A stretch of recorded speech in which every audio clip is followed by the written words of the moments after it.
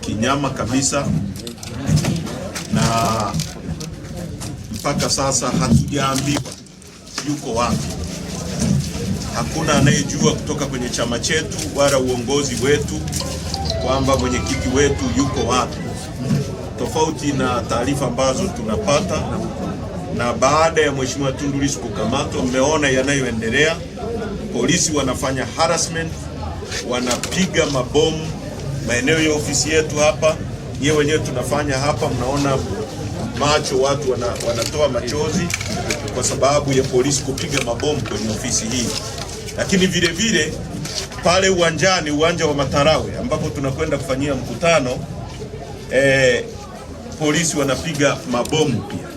Sasa nina key notes ambazo nitazungumzia. Cha kwanza, mawakili wetu ndani ya nchi na nje ya nchi, akiwemo Robert Amsterdam ambaye atashughulika kimataifa, ameshapata taarifa kamili ya kwamba mwenyekiti wetu amekamatwa, na yeye ataanza kufanya kazi kimataifa, na tunatoa wito kwa jumuiya ya kimataifa kuhakikisha inafuatilia nchi hii na kufuatilia kinachoendelea Tanzania kwa karibu kabisa.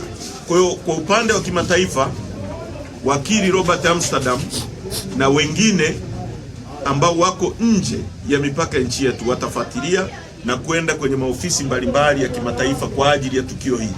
Lakini ndani ya Tanzania hapa tunapozungumza, wakili Kibatara, wakili Deogratias Mahinyira na mawakili wengine ambao wako Dar es Salaam wanafuatilia jambo hili. Kibatara yuko hapa na baadaye atazungumza na waandishi wa habari pia, akiwa mahakama ya hakimu mkazi nafikiri mkoa wa Songea. Sasa kuna mambo ya kuzungumza. Naomba kuinterrupt hapa.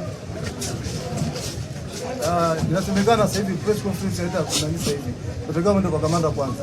Hatutatoka hapa bila kuzungumza na waandishi wa habari, kwa sababu hauna haki ya kutuzuia. Afande Matemu, kitendo cha kumshikilia mwenyekiti wetu na viongozi wengine ni kitendo cha kulaaniwa kwa nguvu zote. Ni njama za kuzuia Chadema kuwaeleza Watanzania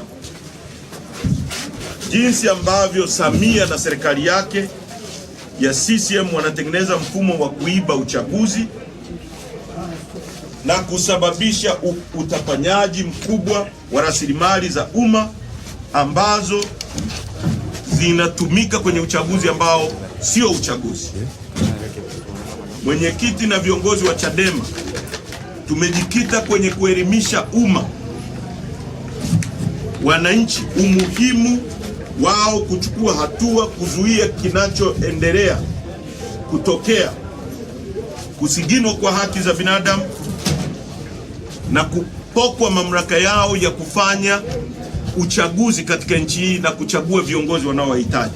Kwa sisi hilo tumelichukua na tutalifanyia kazi, hata kama mwenyekiti hayupo, hata kama wakitaka kutukamata wote. Hii movement ya no reforms no election haitasimama. Kushikiliwa kwa mwenyekiti kwa Lissu ilikuwa ni matumizi makubwa sana, kwa sababu Lissu ni kiongozi ambaye angeweza kuitwa na akajipresent yeye mwenyewe polisi kwa muda ambao wangekubaliana, lakini kwenda kumkamata kwa kupiga mabomu na kutumia excessive power kwa mtu mmoja ambaye pia tunajua hali yake alionayo, ilikuwa ni kitendo cha kulenga kumdhuru zaidi, kwa sababu tunajua Lissu alipigwa risasi mwaka 2017 na hali yake ya afya wote tunaijua. Kwa nini itumie nguvu kubwa kama ile kumwarrest mtu ambaye tayari ana matatizo ambayo yamesababishiwa na kupigwa risasi? Lakini vile vile tukitaka kujua kwamba hili tukio ni tukio ambalo limelengwa katika labda kumdhuru Lissu au hata kumuua, ni hawa watu tangu mwaka 2017 Lissu alipopigwa risasi mpaka sasa hakuna uchunguzi wowote umefanyika na kutolewa kwa Watanzania. Watu wote wataadhibiwa na sheria.